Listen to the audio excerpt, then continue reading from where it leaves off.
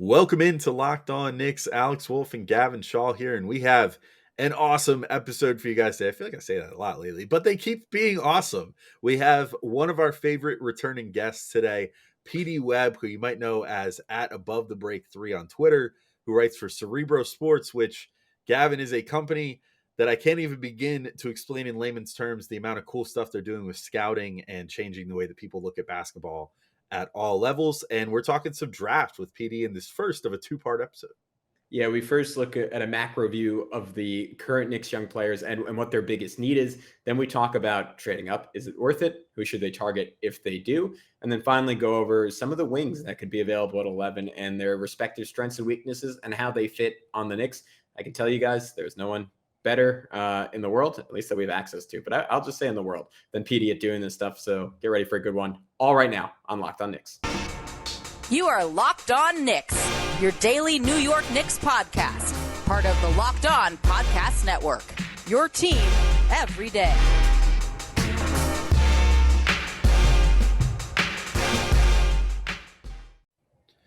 All right, welcome into Locked On Knicks. We want to thank you guys for making Locked On Knicks your first listen today and every day, whether you're checking us out on your favorite podcasting platform or if you've made the jump to YouTube and like to see our smiling faces every day.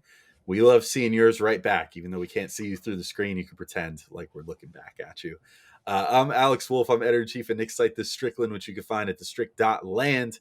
He is Gavin Schall, your favorite play-by-play broadcaster's favorite play-by-play broadcaster, doing the most games of any play-by-play broadcaster in the history of play-by-play broadcasting right now, working his way through the end of the high school sports season. And I've already introduced the guest. We've already talked about it enough. PD Webb, amazing guest here, who's going to give some really great insights on some prospects. I won't hold this back any further. Let's get right into it. All right, we are joined by our very special guest today. We have PD Webb, who you might know as at Above the Break 3 on Twitter. He's a writer at Cerebro Sports, where they're doing basketball stuff that is, quite frankly, beyond my realm of understanding. So much advanced looks at guys, going all the way back to high school, trying to create informed statistical and scouting opinions to give to various people in the basketball industry. PD, I hope I sold that correctly in layman's terms, but how are you doing? How's the draft cycle treating you?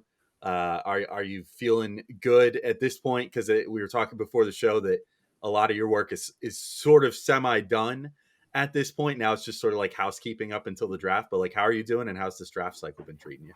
Well, it's wonderful to be back in my adopted fandom. It's great to have you back. I feel like more than anything else, me and Knicks fans have been real tight. Unfortunately, you guys are back, where we kind of started. But it means a little bit more of me. So selfishly, I'm excited for it.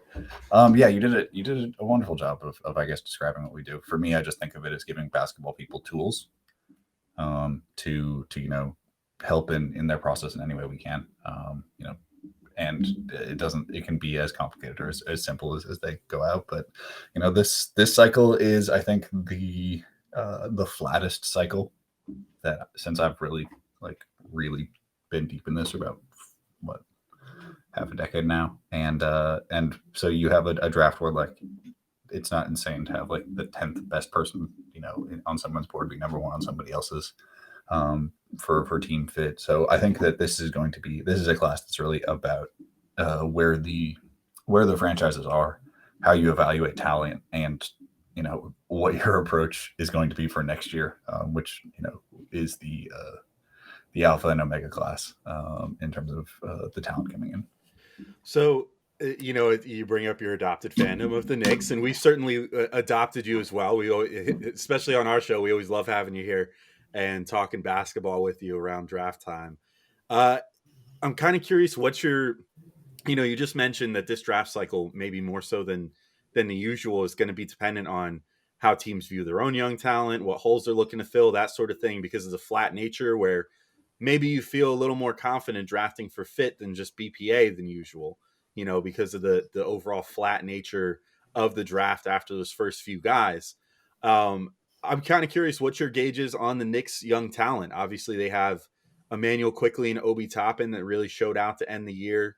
RJ Barrett had a phenomenal, honestly, just whole calendar year of 2022. The back, I don't know, 60% of the season or so, had a really good showing and sort of started taking his reps as the number one guy on the team, for better or worse. His efficiency was not the best, but his getting to the foul line efficiency, or free throw percentage, that sort of stuff was looking better. Then you have like Mitchell Robinson, who might be on his way out, but Jericho Sims, who looked like a real steal at pick 58 this past year. You have Cam Reddish, who's like this really intriguing dude that we haven't really gotten to see much of yet. You have Quentin Grimes, who looks like another rotation player drafted with the 25th pick in the draft. I mean, if you're looking at the Knicks right now, what are you thinking about their young talent and sort of I guess, how would you like rank their stable of young talent here, if you were going to, like, do you think that they've done a really good job amassing like a good young core here? Do you think there's still some work to be done? Like, what do you think is missing? What do you think they've gotten right so far? I don't know, very broad question, but just what's some of your broad thoughts about the Knicks? I mean, I think that a lot of people compare like the draft to craps, which I don't really think of it that way. I think the draft is a little bit closer to like 5-card stud, where it's just like, how many cards are you going to keep?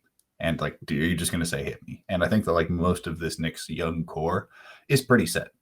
Like, this is most likely where they're going to be, maybe up and down the pecking order, but like, this is a cohesive unit. It works in theory, like it works in practice, it works in theory. It's just, is there going to be another ball handler? How much RJ Barrett starting a possession as the primary initiator is optimal. It is a cohesive plan. So I don't think that like there's a need to like flesh guys really broadly. That being said, like, this team needs advantage creation in the worst way.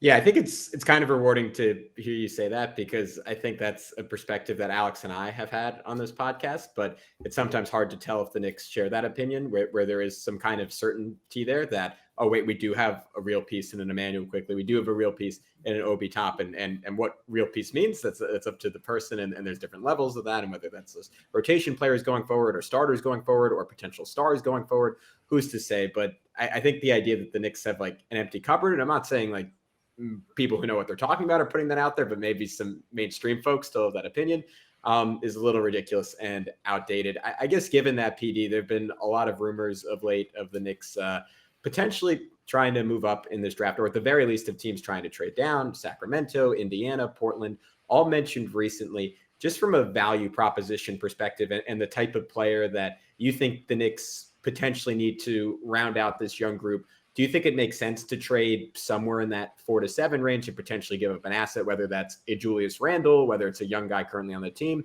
one or multiple future first-round picks to move up? Or given that aforementioned somewhat flat nature of this draft, does it make more sense for the Knicks to sort of hold on to all their gunpowder and just stay at 11?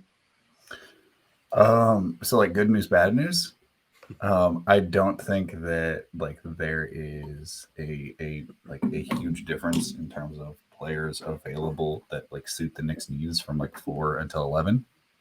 That like this draft's flatness works in a very specific way, that like can sort of help the Knicks, because a lot of the players that they will like that fit their needs aren't going to be taken in that area. The bad news is that it's that way because nobody can create an advantage in this class. Like, that's the thing that this class is like uniquely poor at, is advantage creators.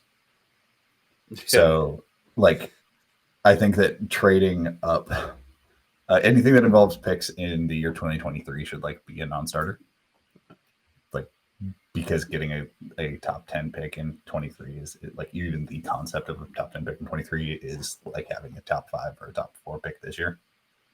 The talent is just so much higher, and those are probably like the best assets broad, like a lottery pick, and just a lottery ticket to potentially get, like Scooter or Victor or the Twins or something, is some of the best assets in the league, and having that flexibility is going to be important until the day that draft happens. So I don't think that that's meaningful. I also don't think that there's somebody there. Like, this is not a year where there's like one perfect advantage creator, and if you don't get that person, then like there's nothing. There's kind of just not that thing that solves their problems. So there's like not a plug and play sort of like the stereotype of Tibbs where you just like you want a solution and you're just going to play them until the wheels fall off. Like that guy's not here.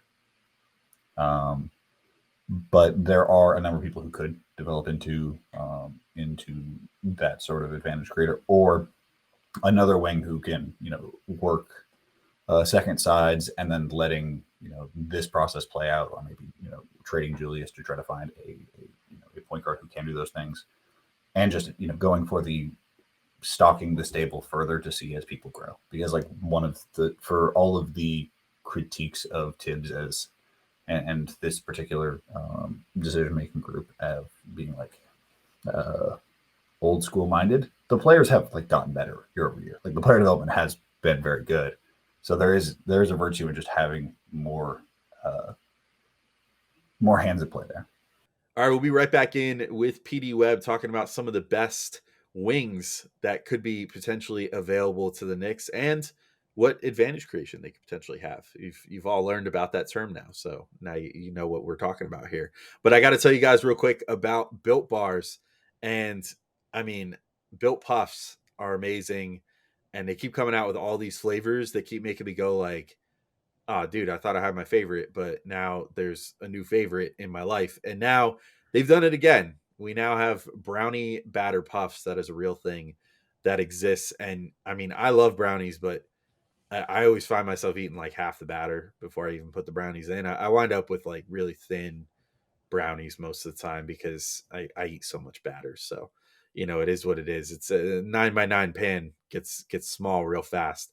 But you know what? Like, it's not good for you eating brownie batter, but it is good for you eating brownie batter built puffs because you're getting all that great taste in a protein infused marshmallow covered in 100% real chocolate.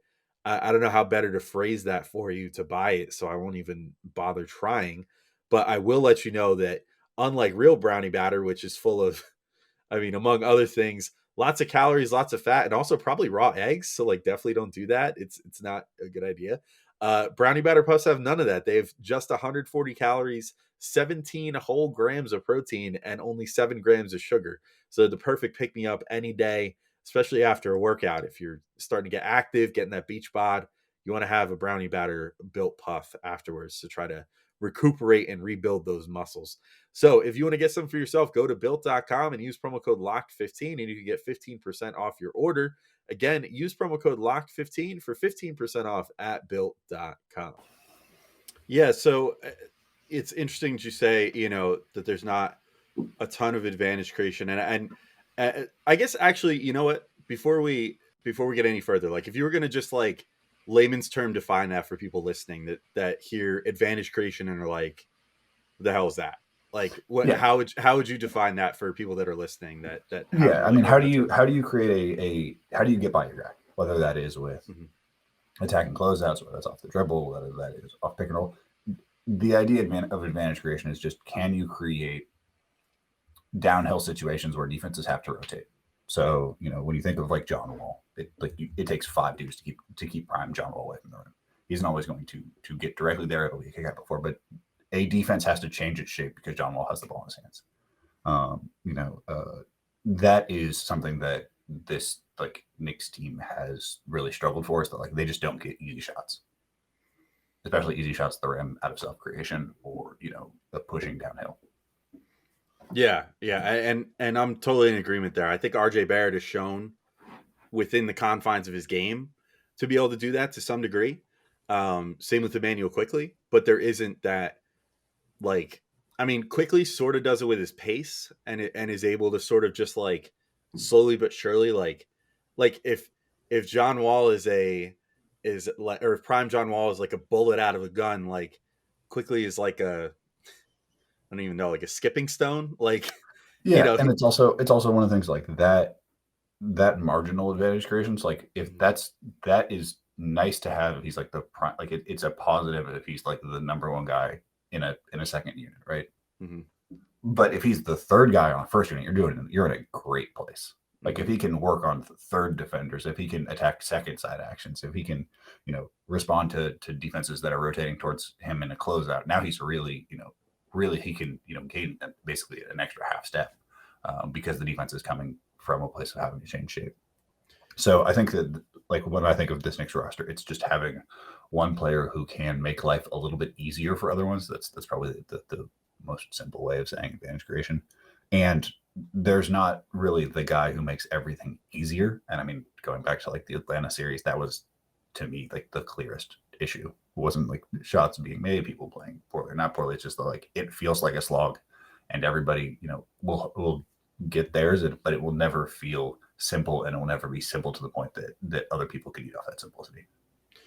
So I'm gonna just like throw. You mentioned that there were some guys that you thought maybe had potentially some advantage creation, potential out of the guys that could potentially be in the Knicks range. I'm gonna throw 3 names at you to start with, and we'll be throwing a number of different guys at you. Just sort of get your opinion on these dudes. But out of these are like 3 like guard wing type dudes that could potentially be available to the Knicks. Bennedict, Mathurin, Dyson Daniels, Johnny Davis. If you were going to go through those guys, are any of those 3 ones that you feel like could potentially have a little more to offer in the pros than what they did in college as far as that goes? Yeah. So I would say like they're pretty they're very different circumstances, all 3 of them. I think Davis is like the easiest one to start with, because he had like watching the Wisconsin really asked Johnny Davis to do everything. Like his numbers were somewhat damaged by the context he was in, because he had to create against a set defense every single possession. He has a really, like, I think for a quick first step and a really interesting last step. But he is probably more of a combo guard in like the sort of usage style of Quickly. It's not the exact same thing. He's, probably a more effective overall basketball athlete than Quickly is, but sort of has the same like 18-footer, good floater touch. Uses his chest to finish around the rim. Unlike Quickly, he's not like an extraordinary shooter. This is his first real year shooting off, shooting at real volume, but defensively uses his strength really well. Is like, I would say, a pretty, like, in terms of his defensive mold, is very similar to RJ, and like that's where the way that he uses his chest as a defender, the way that he wants to funnel, the way that he can give skinnier wings a specific type of trouble, is something that I think would be appealing to the Knicks. I don't necessarily think that he's the guy as like the advantage bet, but I think if you are a person who believes that RJ Barrett has one more like rung to up on easy buckets, then I think Johnny Davis would make a lot of sense. And also like the shooting development is something that I do believe in, broadly speaking, just because like it seems pretty easy to segment or unsegment his jumper.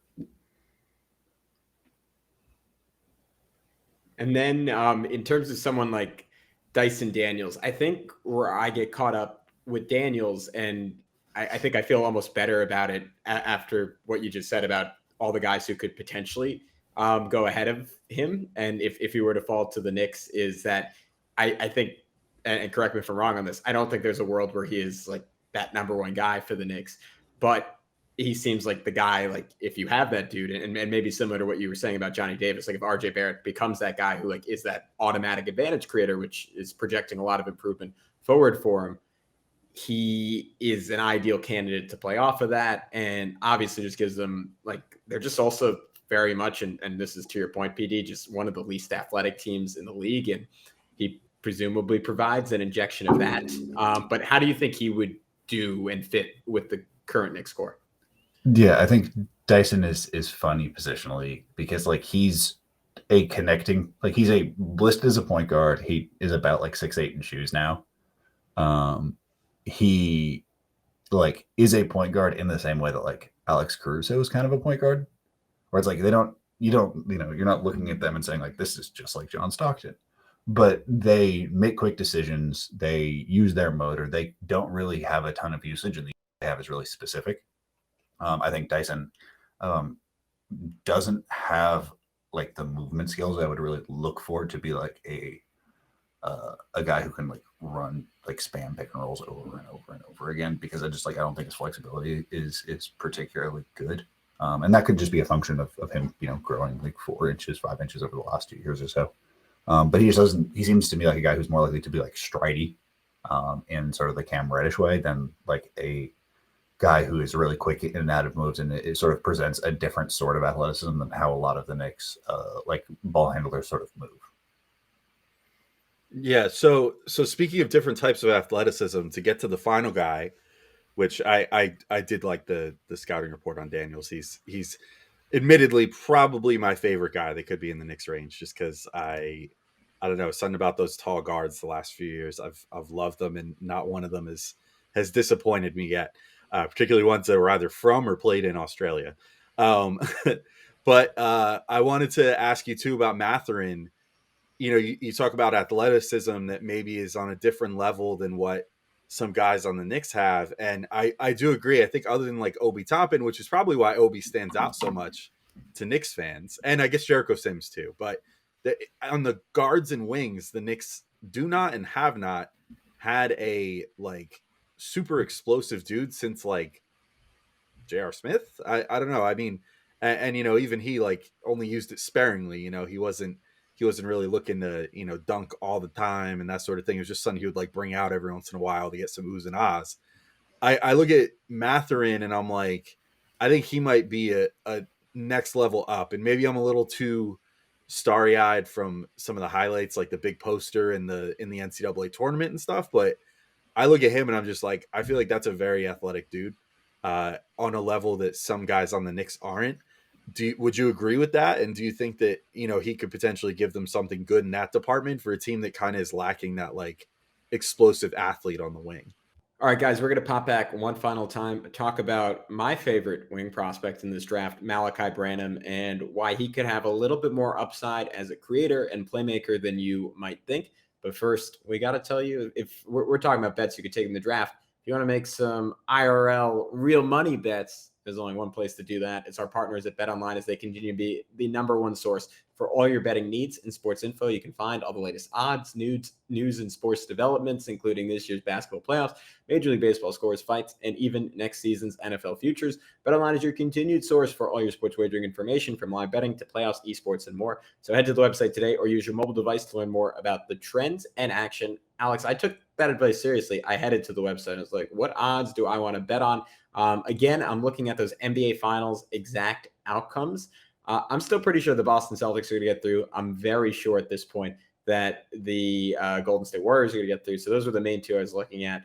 The Celtics to beat the Warriors are pretty good odds. It's plus 310.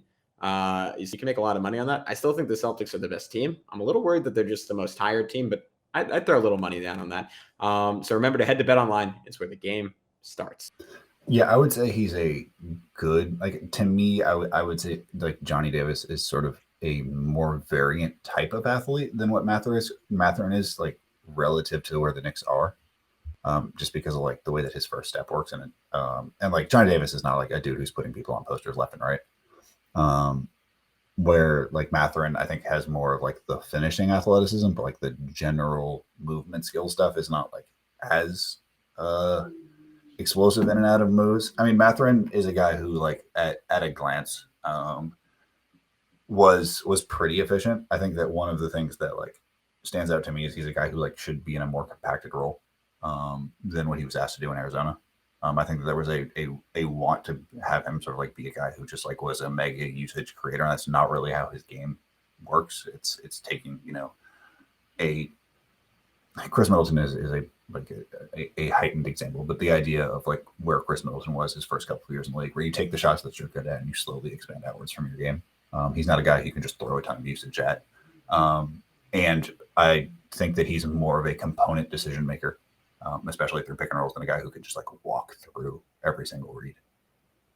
Right. And where are you at in general on the Knicks taking a potential wing? This is something that Alex and I have bounced back on, and it's why, like, when we hear talk of the Knicks just flat out trading out of this draft, like, it doesn't strike me as insane, because it seems likely that Evan Fournier is coming back. It seems likely that Alec Burks is coming back. Obviously, you have RJ Barrett, you have Quentin Grimes. Cam Reddish flashed a little bit before getting hurt. He's someone I at least, and I think Alex is in agreement with me, would like to get more of a look at before giving up on, after giving up a first round pick for him. And to me, the logical answer here is like the vets are just pretty irrelevant to the Knicks' long-term future, and I would be okay moving off them. So you could fit in a rookie wing into this rotation. But do you think, I mean, if you were running the Knicks, would those types of guys be part of your decision making? Like, God, like how could we even play a Mathurin right away? Could we even play a Dyson Daniels right away? Or would you just kind of say like, oh, you know what, the vets don't really matter. Let's move off of them as quickly as possible and figure out a spot for these guys? Yeah, I mean, obviously this is a difficult exercise with just having partial information. I think that guys like Mathurin are, in a lot of ways, like Mathurin just doesn't make mistakes really. Like he's just cut from a cloth that is like less rookie-ish than like somebody like Johnny Davis, for example, came from a make stuff happen environment. So he's going to just require a bit of rewiring, a bit of retuning, and a smaller usage, where smaller, more specific usage, where like Mathurin is much more plug and play. I think that ultimately it comes down to like between the two Julius Randle seasons, which one is closer to the real thing. And like, if you think it's closer to last season, then like, this project is probably not returning to the playoffs, and you need to try to find the player that you believe makes the next, is a rotation player on the next playoff team. If you think that this was an aberration, then you try to find the person who can contribute the most, and recognizing that like, weird stuff happens. So I think that they're ultimately going to lean towards, I think that the Julius Randle playoff, or the Julius Randle trade market, is probably more determinative of that than your evaluation. Like if the Julius Randle market is nothing, then like you kind of have to just take whatever helps the franchise most, where obviously if it's a hot, you have a little bit more maneuverability. The other thing I'll say is that like this draft has a ton of wings. Like it has a lot of really variant wings, and it's not impossible for me to see a circumstance where people are really trying to trade up from, the 20s to like where the Knicks are to get a specific wing that they like more than anybody else. Whether that's, like Mathurin's teammate Dalen Terry, or Jalen Williams had a phenomenal pre-draft process. So like there's going to be guys that just like shoot up because of how dense in wings this draft is, and how like they're pretty across the board in terms of styles. So guys are just going to leap up in certain teams' evaluations, and that can be a hot ticket if you're willing to be patient with playing that all the way down until the clock starts ticking. So there's another guy that I wanted to bring up that goes with that wing class, and I know Gavin's a huge fan of him, so maybe the wrong person is asking this question, but I'm actually like, I won't say I'm lukewarm. I see all the appeals. My only issue is that I wonder a bit with this particular guy if the Knicks already sort of have him in many ways with Quentin Grimes, and how much overlap there would be. Now, granted, you can't have too much shooting and that sort of thing, so maybe you just go with it. But the guy I'm talking about is Malaki Branham, who I think is a really good shooter, but I think maybe more so than any of those other guys that we just talked about, he's the guy that, to me at least, looking at him, probably is the least likely to have like sort of that advantage creation anytime soon, if at all. So what's your take on Branham, and like how would you approach that if you're a team like the Knicks? Like do you kind of just like, if you think he's best player available, is it just like, well, you can't have too much shooting, so just take him? Or do you just kind of be like, all right, maybe we'll look for a trade partner because maybe there's like a different player 3-4 picks down that we could take that would give us a little better of a little better skill set to meld with what we have, when we already have a guy like a Quentin Grimes on the roster that is a knockdown spot up shooter and can play great defense. So I would say that this draft is very 2013-ish, in that like this is going to be a vindicated by history draft, and like if you believe that you have like the best player who will work the best in your system, like you kind of can't worry about where it's on somebody's board, or like where an NFL style like value chart plays out. And like in drafts that are very flat, which is another way of saying like where if you hand it to a person who like had only watched ESPN the day before would like be right. So like in some drafts that's 1 pick, in some drafts that's like 12 picks, where it's just like, oh, these are the 10 best players, 12 best players. And this year there's kind of like a 3 or 4, and then at 5 people start shaking. Like there's not a lot of like pick number 5 in a lot of ways may be the scariest place to be. And so in drafts like that, I think that there's much more of a go with your scouting department, go with your development system, go with your plans for the future. So I think Malaki Branham might actually have a better chance to create advantage than Dyson would. I believe in his overall like movement stuff a little bit better. Also, just like him being super young does really help. And also he's just a world's better shooter than Dyson was. He shot 45% in Big Ten play. It's 52, 45, 80 in big. Like the form's a little bit slow. He doesn't have a ton of burst or wiggle to separate, but he wins on strength, on playing with like not pace, but like playing at the tempos between very slow and very, very slow, and just having good touch. That does undercut his good finishing numbers a bit because there's not really volume. But when you're in a draft that just has a bunch of wings, if you're going to like say, hey, I'm going to take a guy who's on a really positive development curve, who like has a ton of confidence as a shooter, has little things to clean up, especially like I think off the dribble shot making from 3, who has good ideas as a passer, has a whole bunch of interesting pass attempt styles. A lot of times you'll see young wing playmakers who throw the same pass over and over again. That sort of seems like a fair thing to bet on. So to me, I think like Branham is not high upside in the way that like usually those are guys who like look like J.R. Smith, or it's just like a mutant athlete who gives you like wow plays all the time. Where Malaki is a bit more deliberate in the way that he wins, but I think that this may be one of the more upside plays that just doesn't necessarily blend in with the conversation about advantage creation. Yeah, I mean, the reason I'm such a big fan of him is like I love the way he could fit with Quickly and Obi, and we saw as the Knicks season went on, and those guys got more minutes, and obviously like the caveat there is they largely went against worse defenses and some teams not really playing for anything, but there were small moments where, I mean, to your point, like Quickly and Obi like not able to create those massive advantages as individuals just through like their mind meld and their cohesion, were able to create pretty big gaps in defense and trigger like just through their 2-man game, like open shooters. And Branham, again, this is mostly off of watching highlights, so could be off the mark. He seems like someone who would fit in pretty well in that, and just sort of making the next play and making the next pass, and also being a great payoff option as a shooter. And I think that intrigues me from a Knicks perspective. All right, guys, that is it for this episode with the fantastic PD Webb, but fear not, we kept him on the line for another 40 or so minutes to continue talking about the 2022 draft and a quick preview of the 2023 draft, particularly why Victor Wembanyama is the best prospect in the last 50 years. That sounds like an outlandish statement, but when you hear PD explain why, you will get it, and you'll understand why it would be really cool if Adam Silver could pull a David Stern and freeze another envelope and get the number 1 pick next year. That probably won't happen, but it would be awesome. So we'll get into that next time on Locked On Knicks. But until then, be good. We'll talk to y'all soon.